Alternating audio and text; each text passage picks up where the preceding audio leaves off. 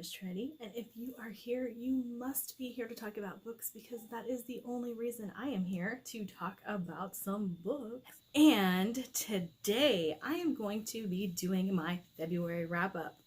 Why am I bringing back the wrap-up? Because on Twitter I asked if you guys wanted just the vlogs or if you wanted wrap-up videos, and it was split 50-50. And so I feel like if at least half of you guys want to watch my February wrap-up with all of the books I read for the month and my stats, then I will bring it back. And I had a very odd February. My reading month was great. Life-wise, it was great. So in February, it's my mom's birthday, was my dad's birthday, my husband's birthday, and then my birthday, Valentine's Day, all of that stuff. And so it was just really busy. And if you guys don't know, my dad passed away a couple years ago, so his birthday always is a little rough for me. So there was a little bit of depression involved in February as well. And I don't know. Usually I read somewhere between 15 and 20 books. In February, I read 9, which isn't bad. I'm not going to complain about that. It's not bad at all. I do have a TBR 10 though. So if that tells you anything, I didn't get to all of the books, but that's okay. It's okay. Sometimes we have life that likes to interrupt our fun times. Or, you know, life happens. But I did enjoy the books I read, and I had some great reads. In fact, I have 1 DNF and the rest are 4 stars or above.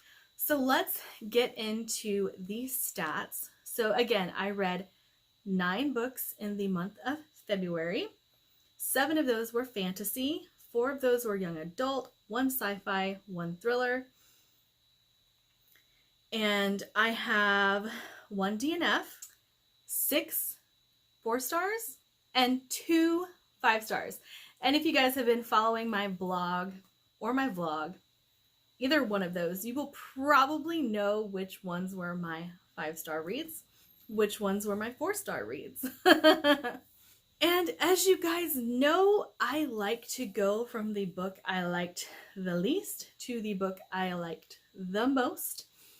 And so let's go ahead and talk about the book that I DNF'd. So for my TBR 10, this was one of the lowest rated books on my TBR, and it would be Dean Koontz's 77 Shadow Street. Now, I don't have it because, again, if you guys have been watching my videos, you know I did a massive unhaul and this book left my house. And I DNF'd this because it does the one thing, well, there are a few things that I can't stand in books, but the one thing guaranteed to make me DNF a book. I like multiple point of views, but I don't like a huge cast of characters, which this is going to be completely negated by another book that I talk about. But I had no idea what was going on, and I was 50 pages into it, and it just kept shifting perspective. And I didn't know any of these characters or anything, and I got so bored. I just could not bring myself to continue reading it. It was awful. And I know that that is a personal preference, and this was one of the lowest rated books on my TBR. But I don't know, guys. I don't know. There was just something about it. I couldn't stand it. And so I unhauled it. And if you guys don't know what the book is about, it is about the Pendleton, which is a historical building, an old castle palace that has been renovated and turned into apartments. And These apartments are lived in by the wealthy, and that in itself generated a few characters that I didn't care for. Not that I'm saying that rich people are bad. I'm just saying that it was typical of what is usually written or in movies about richer folk. And the guy annoyed the crap out of me so much. And basically, this palace that has been renovated and turned into apartments is now starting to ooze its own history, and things are coming out of the woodwork, literally, to take revenge on all of the things that have happened in this palace's past. And it sounds like it would be so interesting, so gripping, and so incredibly up my alley. But I did not care for the writing at all. At all. And I do like Dean Koontz. He is an author that I have trusted in the past. Now, a lot of people do talk about how he has shifted his writing style, like older Dean Koontz or newer Dean Koontz, and there's two different writing styles. Honestly, I see some of it. There's fuzzies. But I don't think it's that different, that it ends up making one better than the other. But again, I DNF'd it. If it sounds good to you guys, go ahead and pick it up. But I just couldn't handle the fact that I had no idea what was going on, and it really made me not care to know what was going to happen. Okay, and for our 4 stars, because most of these are going to be 4 stars, I read H.M. Long's Hall of Smoke. Now, if you watched the video where I recommended books based in mythology, I talked about this book because I think that it is such a great tale of Norse mythology without actually being Norse mythology. So you can see where all of the inspiration for H.M. Long's Hall of Smoke came from. And Hannah did such a great job of intertwining old myths and, what she wanted to present to the world. And basically, you have the main character, Hessa, who is a priestess, kind of her religion. They are called the Engai, and she is blessed by her goddess, has these special powers, and she can boil the blood of her enemies. It's really, really cool. But she gets cast out for something that she did that was against her goddess's wishes, and she goes up to this mountain to try to pray to her goddess to see what she can do to fix what she's done. And in doing so, her entire village is slaughtered, and she does not make it back in time to save anybody. She is captured, and when she is captured, her mission becomes very clear, and her goddess does talk to her and does tell her that she has to complete the mission she was originally given for her to be forgiven. But along the way, she loses everything. She loses her husband, she loses her sister, everything. And so she's coping with grief this whole time, but also her journey starts to take her on this quest of figuring out what is wrong with the gods and goddesses of her world, because all of a sudden they're not showing up anymore. So she goes on this journey, encounters a lot of new people, ends up figuring out that what she had believed her entire life may not be completely true, And her mission may be a little bit bigger than what she ever thought it was. And I gave this book 4 stars. I thought it was fantastic. The exploration of grief is great.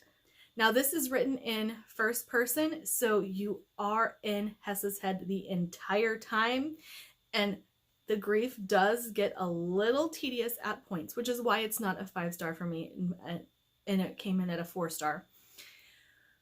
But you start to feel that grief alongside of her as it's driven home through the story. And you really get to live through her eyes in this book. And I really, really enjoyed it.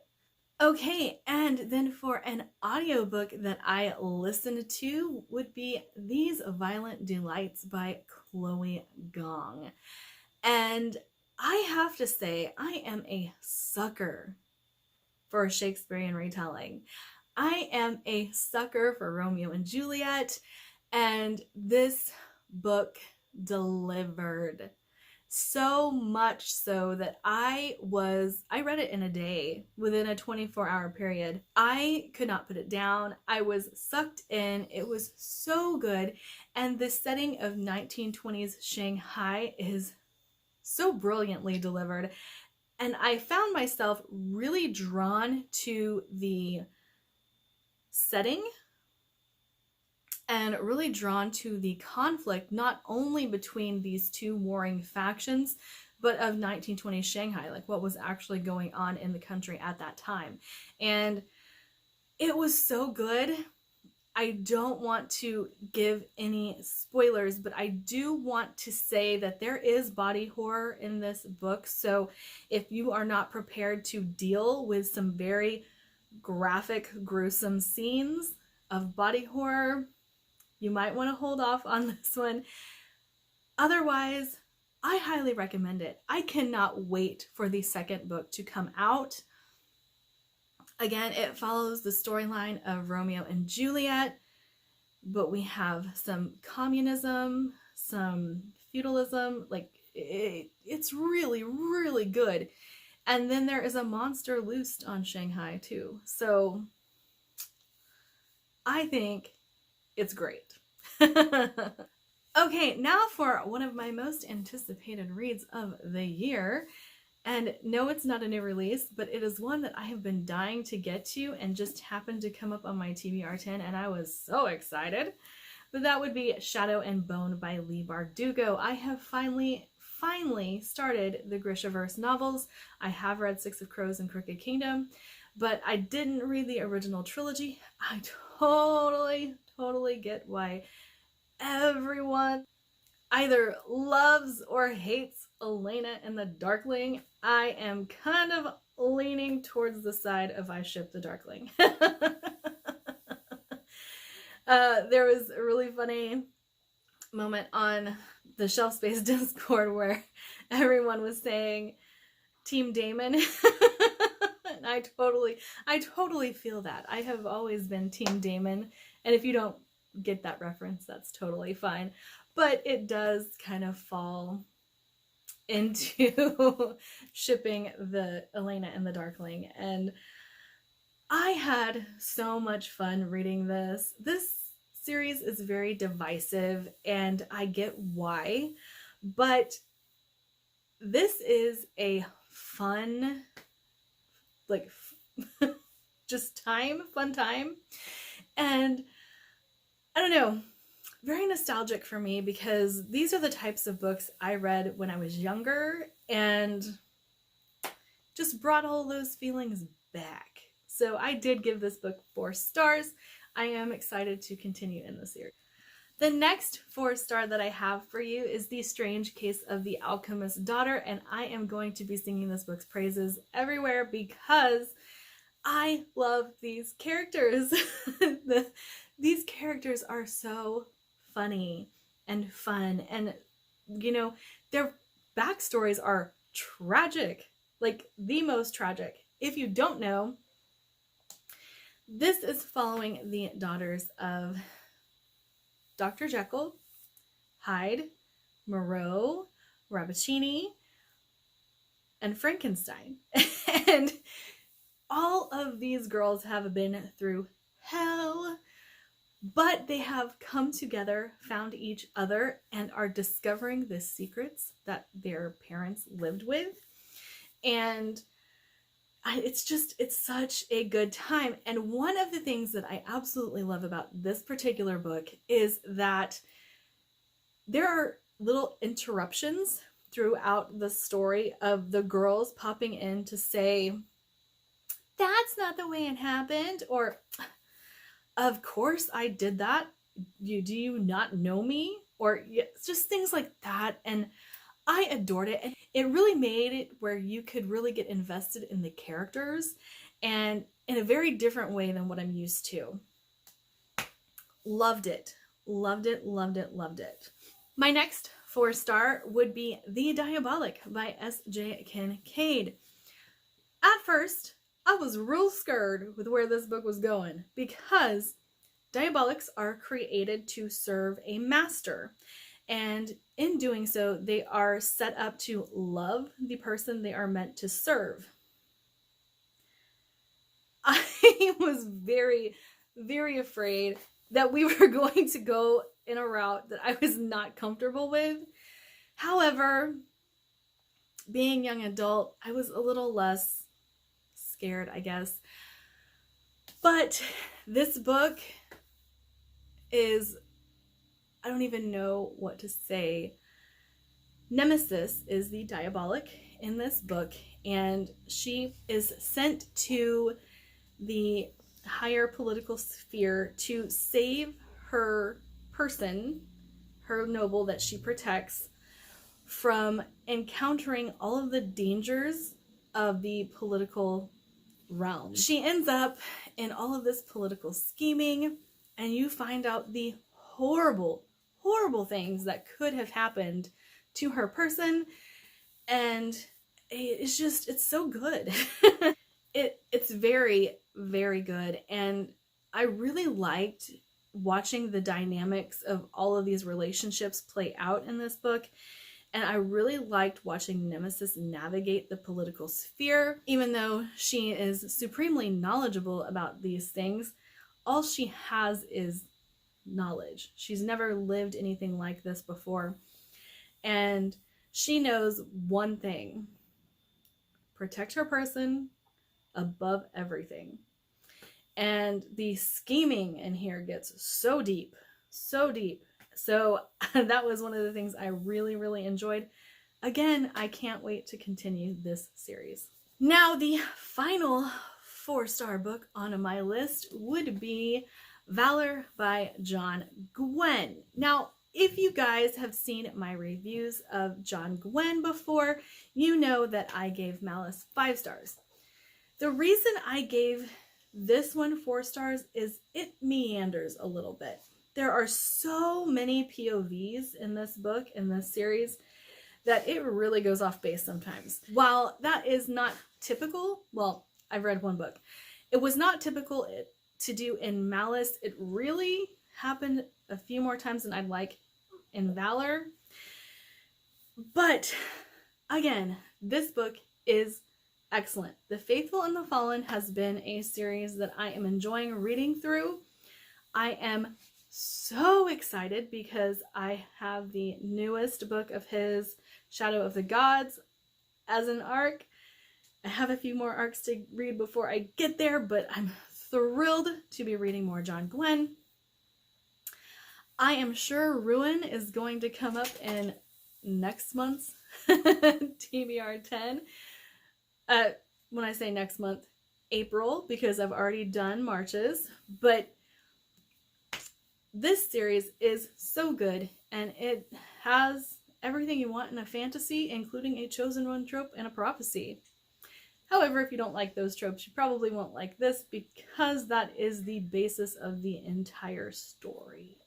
And I do love Corbin's story in this particular book, because a lot of things come to light for Corbin. And all I have to say is, he gonna need some therapy. So for my 5-star reads, I have a slight confession about one of them.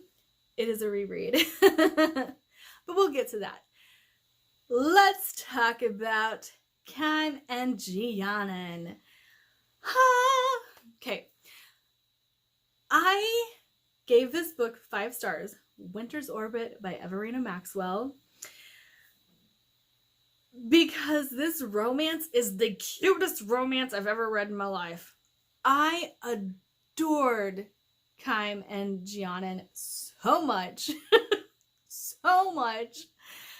I loved their story. I love how one of them, like, the miscommunication trope in this book is done so well.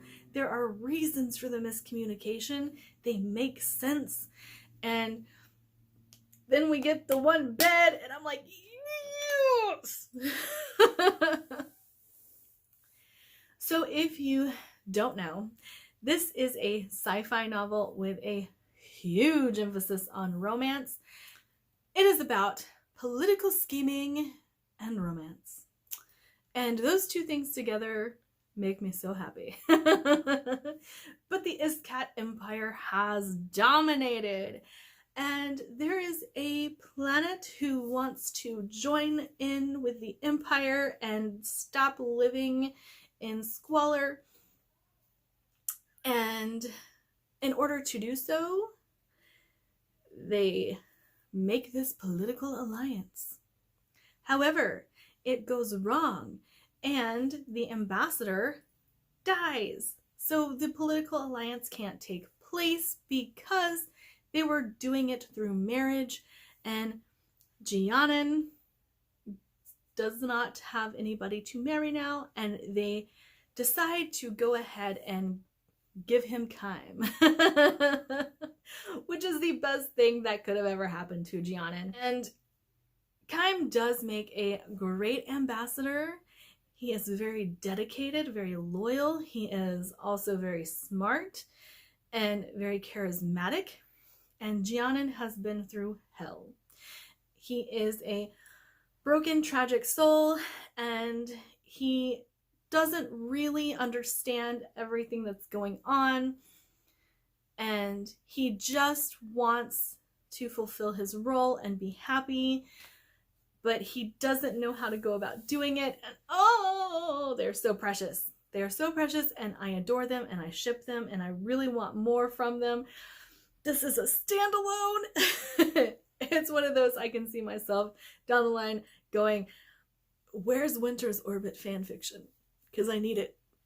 I need it. But I thought the romance was absolutely fantastic. So, it's a sci-fi novel. The sci-fi aspects of this novel are very good. They are not the central thoughts, the central emphasis, the theme of this book at all. But you do get space travel elements. You do get, like I said, political scheming. And it's just so adorable. So good. I loved it. Absolutely loved it. And now for my reread. Mistborn, The Final Empire. I love Vin and Kelsier so much. You guys probably don't need like a whole overview of what Mistborn is about. You've probably seen it a million times, and I've talked about it quite a few times. So I'm just going to say that my initial read of this, I gave it 4 stars. And it was a very high 4 stars. Like, I don't think that there was anything that I didn't like about it. But the reread. There is no denying that this entire series is 5 stars. And it's so good. It is so good. And I just finished The Well Ascension. But Mistborn is everyone's darling for a reason. It's fantastic. Highly recommend it. And that is my wrap up for February. I hope you guys liked it. And again, comment, let me know. Do you guys like this version better, or do you like my weekly wrap up better?